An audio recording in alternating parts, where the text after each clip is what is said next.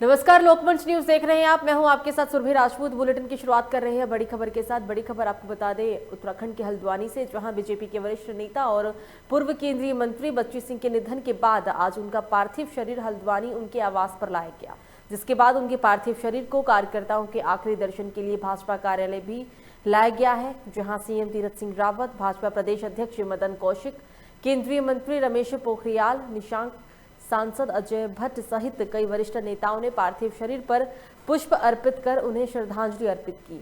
इस दौरान मुख्यमंत्री तीरथ सिंह रावत ने कहा कि उनके निधन से बीजेपी के साथ ही पूरे प्रदेश को एक बड़ी क्षति हुई है, जिसकी भरपाई होना नामुमकिन है।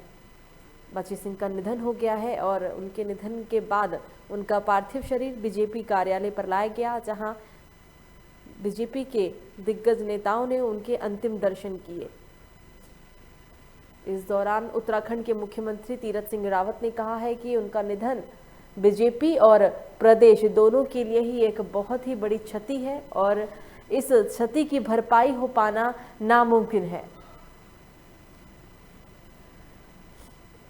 सीएम तीरथ सिंह रावत, भाजपा प्रदेश अध्यक्ष मदन कौशिक, केंद्रीय मंत्री रमेश पोखरियाल निशंक, सांसद अजय भट्ट सहित कई वरिष्ठ नेता उनके पार्थिव शरीर पर पुष्प अर्पित कर उन्हें श्रद्धांजलि देने के लिए पहुंचे। इस दौरान मुख्यमंत्री तीरथ सिंह रावत ने कहा कि उनके निधन से बीजेपी के साथ ही पूरे प्रदेश को एक बहुत बड़ी क्षति हुई है, जिसकी भरपाई कर पाना नामुमकिन होगी।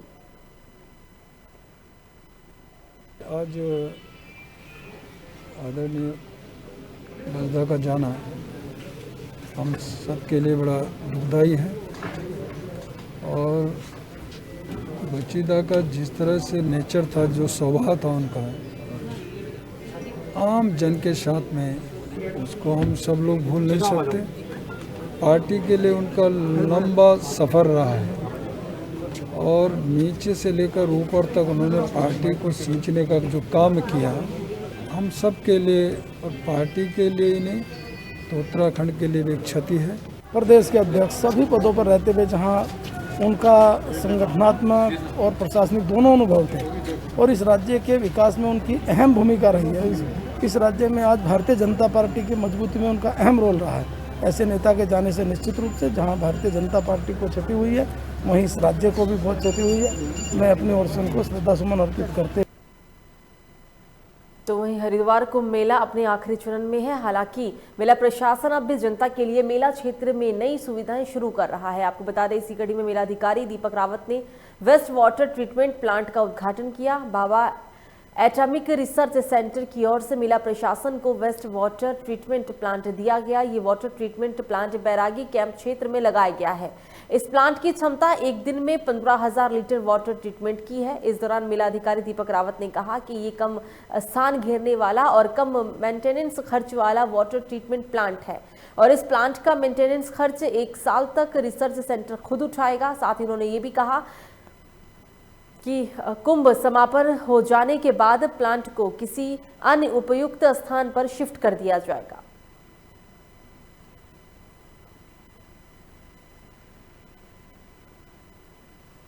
देखिए, भाभा परमाणु अनुसंधान केंद्र द्वारा ये एसटीपी कुंभ मेले को दिया गया है और ये 15 KLD इसकी कैपेसिटी है। इसकी अच्छी बात ये है कि जो पारंपरिक एसटीपीज होते हैं उसके मुकाबले एक तो बहुत कम जगह घेरता है और एनर्जी एफिशिएंट भी है, मेंटेनेंस कॉस्ट भी इसमें काफ़ी कम है और कुंभ मेले को वर्तमान में ये दिया गया है।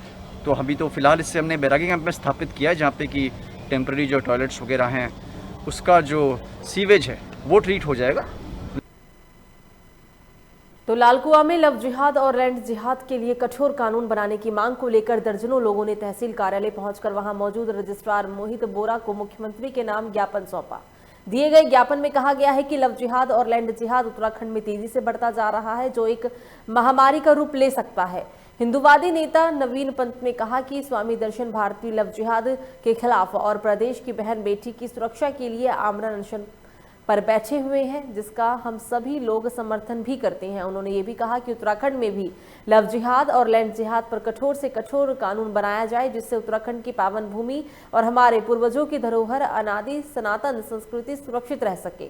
स्वामी दर्शन भारती द्वारा किए जा रहे आमरण अनशन में कोई भी अनहोनी होती है तो उसकी जिम्मेदारी शासन प्रशासन की ही होगी, और अगर जल्दी इस और सरकार द्वारा ध्यान नहीं किया गया तो प्रदेशवासी उग्र आंदोलन को बाध्य होंगे। जो इन जिहादी भेड़ियों ने आज अत्याचार फैलाया है, हम चाहते हैं इनके खिलाफ कठोर से कठोर कानून बने। 74 वर्ष के आयु के हमारे स्वामी दर्शन भारती जी इतनी बुजुर्ग अवस्था में भी हमारी मातृ शक्तियों के लिए आमरण अनशन में देहरादून में बैठे हैं। यदि उनको जल्द से जल्द अगर सरकार ये कानून नहीं बनाती है और उनकी स्वास्थ्य में कोई गिरावट आती है तो हम देखिए, हमारे जो ये बैनर में आप स्पष्ट देख रहे होंगे, लव जिहाद के खिलाफ हमारे भारतीय जी ने एक वृहत आंदोलन छेड़ा है। उसी परिप्रेक्ष्य में आज उत्तराखंड की भूमि को यहाँ के अवैध रूप से कई लोग मस्जिद के रूप में उसको तब्दील कर रहे हैं, सरकारी ज़मीनों को कब्जा किए बैठे हैं। हमारी मांग यह है कि ये सरकारी ज़मीनों में जो इस तरह के कब्जा कर रहे हैं कुछ विशेष लोग, उनको तुरंत बेदखल किया जाए। दूसरा, जो लव जिहाद का षड्यंत्र पूरे पहाड़ में भी अब फैलने लग गया है। हमारी बहू बेटियों को बरगला कर यहाँ से ले जाया जा रहा है और उनके संग अत्याचार किया जा रहा है। ये तुरंत। तो इस बुलेटिन में एक बड़ी खबर आ रही है, आपको बता दें, बड़ी खबर अल्मोड़ा से, जहां कार है वो खाई में गिर गई है। इस दौरान 2 लोगों की मौत हुई है। गंभीर रूप से घायल लोगों को किया गया है रामनगर रेफर। बाकी घायलों का मछोड़ अस्पताल में इलाज चल रहा है। 8 सवारियों सहित दिल्ली से मासी जा रही थी कार। पुलिस फोर्स मौके पर मौजूद, राहत बचाव कार्य जारी। मछोड़ा के चौरा घट्टी का ये पूरा मामला है। खाई में कार गिरने से 2 लोगों की मौत हुई है। आपको हम ये सीधी तस्वीर अल्मोड़ा की दिखा रहे हैं। बता दें आपको कि दिल्ली से ये कार जा रही थी जिसमें 7 लोग सवार थे। 2 लोगों की दर्दनाक मौत हो गई। बाकी बचे हुए सवारियों को जिला अस्पताल में भर्ती कराया गया है। पुलिस फोर्स भी मौके पर मौजूद है। राहत बचाव कार्य लगातार जारी है। खाई में गिरी कार, 2 लोगों की मौत। गंभीर रूप से घायल लोगों को रामनगर रेफर किया गया है। बाकी घायलों का मछोड़ अस्पताल में भी इलाज किया जा रहा है। जो काफी गंभीर रूप से घायल हैं उन सभी को रामनगर रेफर कर दिया गया है। 8 सवारियों सहित दिल्ली से मासी की ओर जा रही थी कार। पुलिस फोर्स मौके पर मौजूद है। राहत बचाव कार्य भी जारी है। मछोड़ की चौरा घट्टी का ये पूरा मामला है।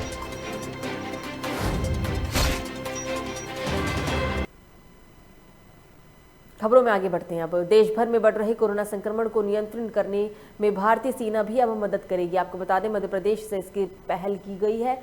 मुख्यमंत्री शिवराज सिंह चौहान से सुदर्शन चक्र कोर कमांडर अतुल्य सोलंकी और ब्रिगेडियर आशुतोष शुक्ला ने मुलाकात कर बताया है कि कोरोना संक्रमित रोगियों को सेना के अस्पतालों और आइसोलेशन केंद्रों में स्थान दिया जाएगा। इसके तहत ही भोपाल में 150, जबलपुर में 100, सागर में 40 और ग्वालियर में 40 बिस्तरों की व्यवस्था सेना करेगी।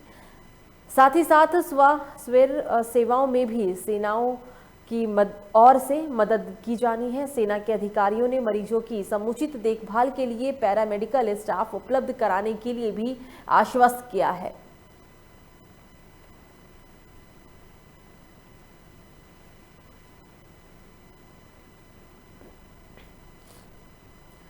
अगली खबर भी भोपाल से ही है, जहां भोपाल में मुख्यमंत्री शिवराज सिंह चौहान ने कोरोना संक्रमण को लेकर कहा है कि ठीक एडवाइस ना होने के कारण और दवाई समय पर ना लेने के कारण कई बार संक्रमित मरीज अस्पताल में आना पड़ता है। मैं चाहता हूं कि मरीज अस्पताल में ना आए। जहां जनता कर्फ्यू है वहां वो व्यक्ति रह जाए, इसलिए क्योंकि हम 30 अप्रैल तक इस चेन को तोड़ दें। उन्होंने ये भी कहा कि होम आइसोलेशन में जगह नहीं है तो कोविड केयर सेंटर में आप आ सकते हैं। आप कोविड केयर सेंटर बनाएं। राशि आपके पास ज़रूरत पड़ने पर राशि मैं ज़रूर भेजूंगा।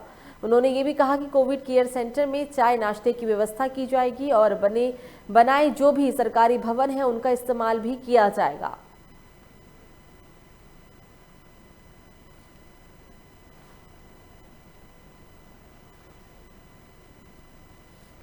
आपके बच जाएंगे, लोग नहीं आएंगे, बहुत कम आ पाएंगे। ठीक एडवाइस ना होने के कारण, दवाई समय पर ना लेने के कारण कई बार इनको आना पड़ता है फिर अस्पताल में। मैं चाहता हूँ अस्पताल ना आए, जनता कर्फ्यू जहाँ है वहाँ रह जाए, इसलिए हम 30 अप्रैल तक इस चैन को तोड़ दें। टेस्ट, होम आइसोलेशन में जगह नहीं तो फिर कोविड केयर सेंटर।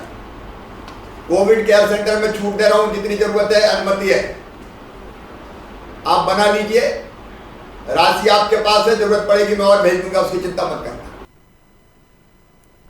तो सागर बुंदेलखंड मेडिकल कॉलेज में पदस्थ डॉक्टर सत्येंद्र मिश्रा कोरोना संक्रमित हो गए हैं। आपको बता दें कि कोरोना संक्रमित होने के बाद अब फेफड़ों में अत्यधिक संक्रमित हो जाने के कारण इलाज के लिए मुख्यमंत्री शिवराज सिंह चौहान की पहल पर उन्हें एम्बुलेंस के माध्यम से हैदराबाद भेजा गया। इस दौरान कलेक्टर श्री सिंह ने कहा है कि मुख्यमंत्री चौहान के निर्देश के तत्काल पश्चात हैदराबाद के डॉक्टरों से चर्चा करने के बाद एयर एम्बुलेंस का भुगतान कर एयर एम्बुलेंस भोपाल बुलाई गई। उसके बाद उन्हें हैदराबाद रेफर कर दिया गया। तो हैदराबाद रेफर किया गया है इलाज के लिए। कोरोना संक्रमित पाए गए और हालांकि उनके फेफड़ों में भी अत्यधिक संक्रमण फैला है, जिसकी वजह से ही उन्हें हैदराबाद रेफर किया गया है। बुंदेलखंड मेडिकल कॉलेज में पदस्थ हैं डॉक्टर सत्येंद्र मिश्रा कोरोना संक्रमित पाए गए हैं। आपको बता दें कि संक्रमित होने के बाद फेफड़ों में अत्यधिक संक्रमित हुआ है उन्हें, जिसके कारण ही उन्हें हैदराबाद रेफर कर दिया गया है।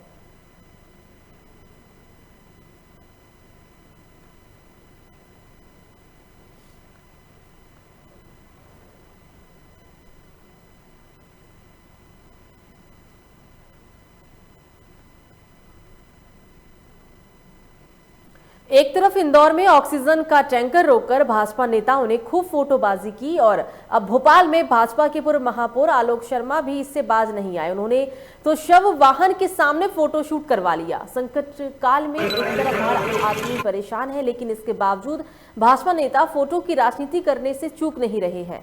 अपना राजनीतिक सिक्का चमकाने के लिए आम आदमी को ताक पर रखकर इस तरह का कृत्य किया जा रहा है।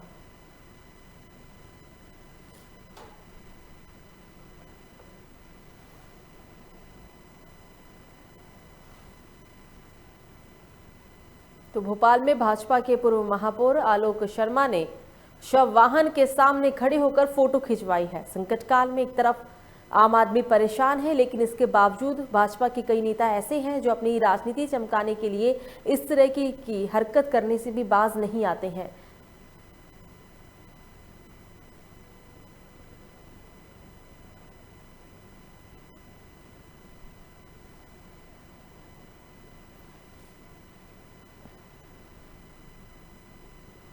खबरों में आगे बढ़ते और अब बात करते भोपाल की ही, जहां एक युवक ने कोरोना कर्फ्यू से तंग आकर तालाब में छलांग लगाकर आत्महत्या करने की कोशिश की, जिसके बाद युवक को छलांग लगाता देखकर पास से ही गुजर रहे सीएससी बिट्टू शर्मा ने तत्काल प्रभाव से कंट्रोल रूम को सूचना दी, जहां गोताखोरों की मदद से युवक को बाहर निकाल लिया गया।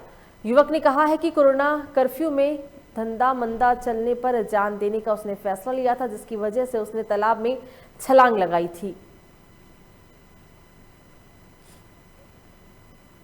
तो पूरा देश कोरोना संक्रमण की वजह से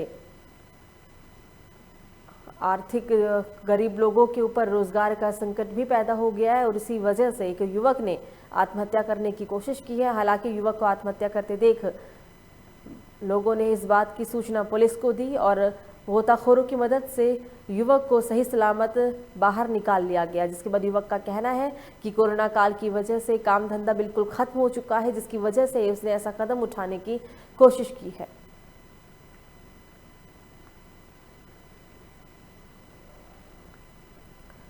बड़ी खबर लखनऊ से आपको बता रहे, जहां मुख्तार अंसारी एम्बुलेंस मामले में 2 गिरफ्तार, अस्पताल संचालिका अलका राय और एसएन राय गिरफ्तार। बाराबंकी पुलिस ने दोनों को एम्बुलेंस कनेक्शन मामले में किया है गिरफ्तार। तो बड़ी खबर आपको बता रहे हैं मुख्तार अंसारी एम्बुलेंस से संबंधित, जिसमें 2 लोगों को गिरफ्तार कर लिया गया है। बताते चले आपको कि अस्पताल संचालिका अलका राय और एसएन राय को गिरफ्तार किया गया है। बाराबंकी पुलिस ने दोनों को एम्बुलेंस कनेक्शन मामले में गिरफ्तार किया है।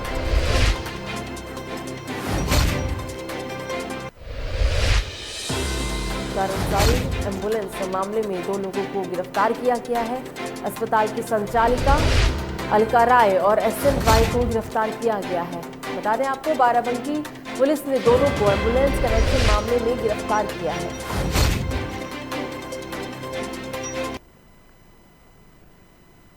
अगली बड़ी खबर बदायूं से आ रही है, जहां पर जिला जज राजेंद्र कुमार को कोरोना संक्रमित से हुई मौत। आपको बता दें 6 अप्रैल को बदायूं के मेडिकल कॉलेज में कराया जा रहा था उन्हें भर्ती। 3 दिन पहले मेडिकल कॉलेज से राम मनोहर लोहिया अस्पताल में रेफर किया गया था। 6 अप्रैल को बदायूं के मेडिकल कॉलेज में भर्ती कराया गया था। संक्रमण की वजह से उनकी मौत हो गई है। बदायूं से बड़ी खबर बता रहे हैं, अपर जिला जज राजीव कुमार की कोरोना संक्रमण से मौत हो गई। 6 अप्रैल को उन्हें बदायूं के मेडिकल कॉलेज में भर्ती कराया गया था और 3 दिन पहले ही उन्हें मेडिकल कॉलेज से राम मनोहर लोहिया अस्पताल में रेफर किया गया था, लेकिन अब संक्रमण की वजह से उनकी जान भी चली गई है।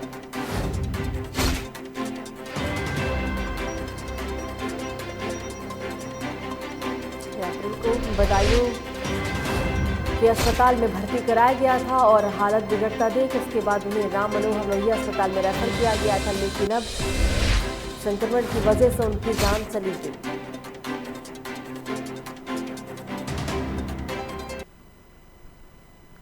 खबरों में आगे बढ़ते हैं। राज्य सरकार ने गोरखपुर समेत यूपी के 5 जिलों में संपूर्ण लॉकडाउन को सिरे से खारिज कर दिया है, लेकिन हाईकोर्ट के इस 26 अप्रैल तक लॉकडाउन के आदेश के बाद से ही बाजार में लोगों की काफी भीड़ भी देखने को मिली। हाईकोर्ट के आदेश के बाद बाजार में अफरा तफरी का माहौल बन गया। सब्जी से लेकर किराना और शराब की दुकानों पर भी लोग इकट्ठा होकर भारी तादाद में सामान खरीदते हुए देखे गए। तो कल हाईकोर्ट ने 5 जिलों में लॉकडाउन का आदेश दिया था। यूपी के 5 जिलों में, जिसमें लखनऊ, वाराणसी, कानपुर समेत 2 जिलों में लॉकडाउन को लेकर आदेश दिया गया था और इस आदेश के बाद काफ़ी भीड़भाड़ बाजारों में देखने को मिला है। हालांकि लॉकडाउन को लेकर यूपी सरकार ने सिरे से खारिज कर दिया है। यूपी सरकार का कहना है कि लॉकडाउन नहीं लगाया जा सकता, लेकिन बावजूद इसके कल काफ़ी जगह भीड़भाड़ देखने को भी मिला। भीड़ इसलिए है कि सुनने में आया कि रात को 10 बजे के बाद से लॉकडाउन है 1 हफ्ते के लिए, इसीलिए काफ़ी मात्रा में भीड़ है इस मार्केट में। अभी तक कितने कस्टमर आ चुके हैं? अरे हम लोग इस समय तो काफ़ी कस्टमर आ चुके हैं, जिनमें कितने को हमने वापस लौटा दिया भीड़ के नाते। ये कहा है कि कल से लॉकडाउन लग जाएगा और ये सारी चीज़ें जो है वह इसीलिए इतनी सारी भीड़ एक साथ कलेक्ट हो गई है हर दुकानों पर कि सामान अपने घर में स्टोर कर लें, नहीं तो कल से कोई परेशानी बढ़ जाती है। अच्छा, क्या वजह है आप मार्केटिंग करने आज 8 बजे आप आगे धर्मशाला में मार्केटिंग करने, क्या वजह है?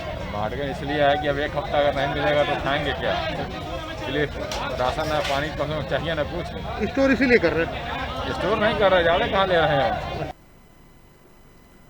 पूरा देश कोरोना महामारी की चपेट में आ गया है। देवरिया में भी कोरोना का कहर थमने का नाम नहीं ले रहा है। इसी को लेकर जिलाधिकारी आशुतोष निरंजन ने कोविड के सभी सेंटरों का निरीक्षण किया और कोविड संक्रमण के प्रभावी नियंत्रण के लिए मोबाइल मेडिकल यूनिटों को सक्रिय करने का भी निर्देश दिया। इसके साथ साथ जिले में कोरोना नियंत्रण को लेकर नोडल अधिकारी और प्रभारी चिकित्सा अधिकारी भी तैनात कर दिए गए हैं। जिले में अब तक कोरोना के 1998 मरीज एक्टिव हैं। अब तक 106 मरीजों की संक्रमण की वजह से जान भी जा चुकी है।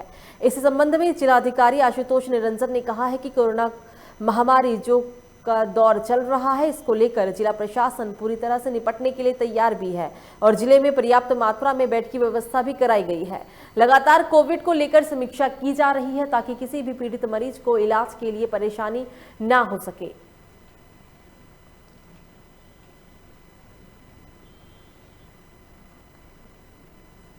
खबर गाजीपुर से, जहां मदहर थाना क्षेत्र में आपसी विवाद को लेकर परिवार के सदस्यों के बीच जमकर मारपीट हुई, जिसमें मारपीट के दौरान महिला की मौत हो गई। पुलिस अधीक्षक ओम प्रकाश सिंह ने कहा है कि घर की नींव खुदाई को लेकर महिला के ससुर और उसके जेठ से कहासुनी हो रही थी। देखते ही देखते मामला इतना बढ़ गया कि आपस में लड़ने लगे और मारपीट के दौरान महिला गंभीर रूप से घायल हो गई, जिसे जिला अस्पताल में भर्ती कराया गया, लेकिन डॉक्टरों ने उसे मृत घोषित कर दिया। इस संबंध में मृतिका के पति ने अपने ही परिवार के 6 सदस्यों पर एफआईआर दर्ज कराई है, जिसमें 4 महिलाएं और 2 पुरुष शामिल हैं, जिस पर पुलिस ने कार्रवाई करते हुए 2 आरोपियों को भी गिरफ्तार कर लिया है और आगे की कार्रवाई में पुलिस जुट गई है।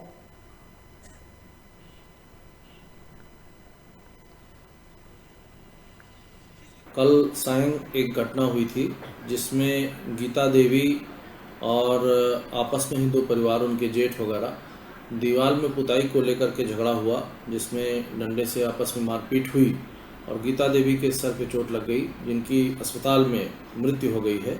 इस संदर्भ में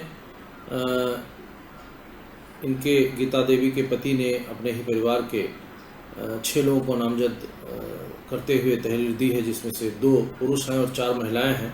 जो 2 पुरुष हैं उनको गिरफ्तार कर लिया गया है। आगे की विवेचनात्मक कार्रवाई की जा रही है। कल सायं एक घटना हुई। तो इस बुलेटिन में एक और बड़ी खबर आ रही है। एक और बड़ी खबर राजधानी लखनऊ से, जहां शिवा अस्पताल पर मृतकों के परिजनों ने लगाए गंभीर आरोप। परिजनों का कहना है अस्पताल में स्टाफ ने निकाला मृतक के गले से सोने की चेन। मृतक के परिजनों ने अस्पताल में किया हंगामा। परिजनों का आरोप, उनके पेशेंट के गले में थी सोने की चेन। पेशेंट के मरने के बाद उनके गले में नहीं मिली कोई चेन। कई दिनों से मरीज शिवा अस्पताल के ट्रॉमा सेंटर में भर्ती था। अस्पताल स्टाफ भी कह रहा है कि मृतक के गले में सोने की चेन थी, लेकिन कोई भी सोने की चेन अब नहीं मिली है। लखनऊ के सेल टैक्स विभाग में काम करते थे मृतक योगेंद्र। गंभीर आरोप लगाए हैं मृतक के परिजनों ने। बड़ी खबर आपको बता रही है राजधानी लखनऊ से।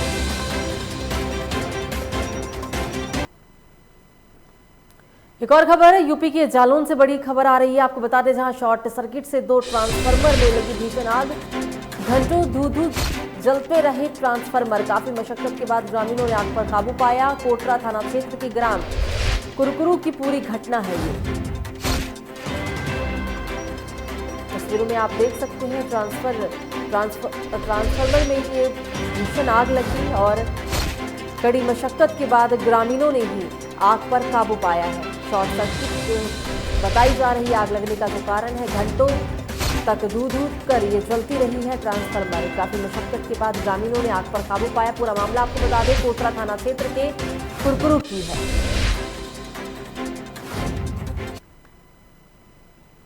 अगली बड़ी खबर आगरा से, जहां मजदूर की झोपड़ी में लगी भीषण आग। झोपड़ी में खाना बनाते समय लगी आग। झोपड़ी में रखा सारा सामान और पैसा जलकर खाक। आग बुझाने नहीं पहुंची फायर ब्रिगेड की गाड़ियां। आसपास के ग्रामीणों ने मिलकर ही आग पर काबू पाया। शमशाबाद के रूप सिंह मुढ़ैया की पूरी ये घटना है।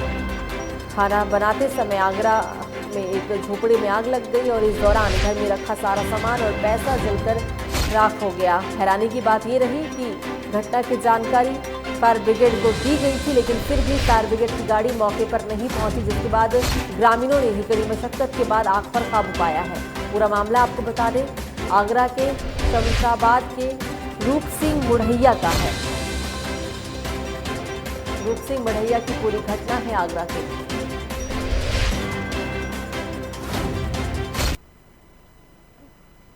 अगली बड़ी खबर मिर्जापुर से, जहां सड़क दुर्घटना में सब इंस्पेक्टर विजेंद्र सिंह की मौत। अस्पताल में इलाज के दौरान हुई मौत। 2 बाइक की टक्कर में घायल हुए थे सब इंस्पेक्टर।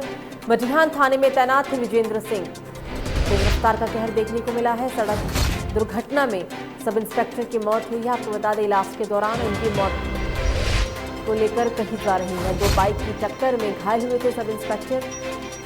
मटिहान थाने में तैनात थे मृतक विजेंद्र सिंह।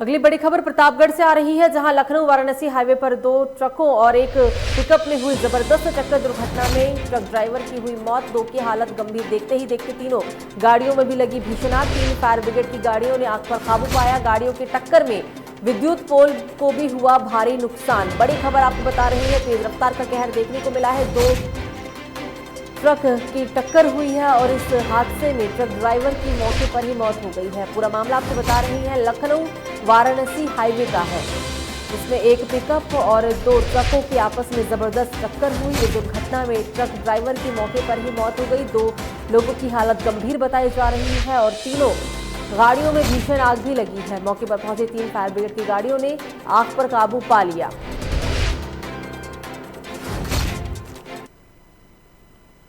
अगली खबर उन्नाव से आ रही है, जहां झोपड़ी में आधी रात को लगी भीषण आग। गैस सिलेंडर फटने की वजह से लगी भीषण आग। कुछ ही घंटों में जलकर राख हुई पूरी झोपड़ी।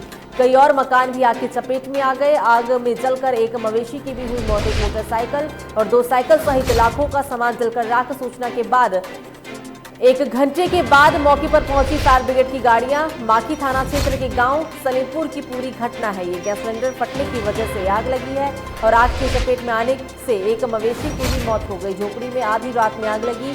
आपको बता दें कि आग लगने की जो वजह है वो गैस सिलेंडर फटने की वजह से ये आग लगी थी। कुछ ही घंटों में झोपड़ी में रखा सारा सामान जलकर खाक हो गया और आग इतनी भयावह थी कि आसपास की जो कई झोपड़ियां हैं वो भी इसकी चपेट में आ गई। एक मोटरसाइकिल और 2 साइकिल सहित लाखों का सामान जलकर आग की वजह से खाक हो गया। माठी थाना क्षेत्र के गांव सलेमपुर की पूरी ये घटना है। फिलहाल बुलेटिन में मुझे दीजिए इजाजत। लोकमंच न्यूज पर खबरों का सिलसिला जारी रहेगा। नमस्कार।